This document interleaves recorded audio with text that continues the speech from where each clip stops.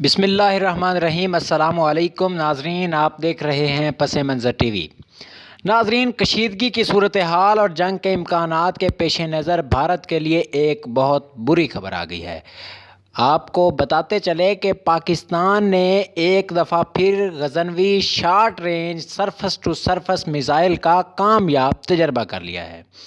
D G I S P R نے اپنی tweet میں بتایا کہ پاکستان نے غزنوی میزائل کی رات کے وقت لانچ ہونے والا زمین سے زمین پر مار کرنے والے میزائل کا کامیاب تجربہ کر لیا ہے۔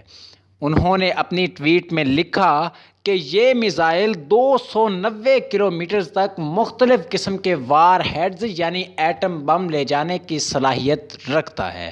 واضح رہے کہ بھارت کی طرف سے ایک ڈاکٹرائن سامنے آئی جس کو وہ کولڈ سٹارٹ ڈاکٹرائن کا نام دیتا تھا۔ واضح رہے کہ کولڈ سٹارٹ ڈاکٹرائن کا مطلب یہ تھا کہ کسی ایسے علاقے سے فوج کی نقل و حرکت بہت تیز کر دی جائے جہاں قریب ترین پاکستان کی افواج میسر نہ ہوں اور پاکستان کو اپنی افواج وہاں تک پہنچانے میں کچھ عرصہ گزر جائے اور اس دوران جو اوفینسو آرمی ہے وہ وہاں پر اپنی پوزیشن مضبوط کر لے۔ ناظرین، اس کے بعد پاکستان نے خود کو اس ڈاکٹرائن کے لیے تیار کیا اور پاکستان نے ایسے حملوں سے بچنے کے لیے شارٹ رینج میزائلز کے تجربات شروع کر دیے۔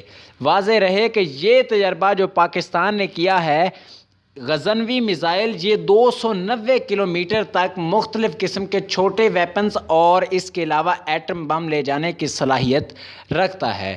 یہ بھارت کے لیے ایک بہت تشویشناک خبر ہے۔ D G I S P R نے یہ بھی لکھا ہے کہ chief of joint staff general Zubair Mahmood Hayat نے اس کا کامیاب لانچ کا مشاہدہ کیا اور پاکستان کے وزیر اعظم اور صدر کی طرف سے مسلح افواج کے اس اقدام کو سراہا جا رہا ہے، جبکہ دوسری طرف پاکستانیوں میں خوشی کی لہر دوڑ گئی ہے۔ سوشل میڈیا پر یہ بہت ٹاپ ٹرینڈ جا رہا ہے اور اس بارے میں پاکستانی اپنے خیالات کا اظہار کر رہے ہیں۔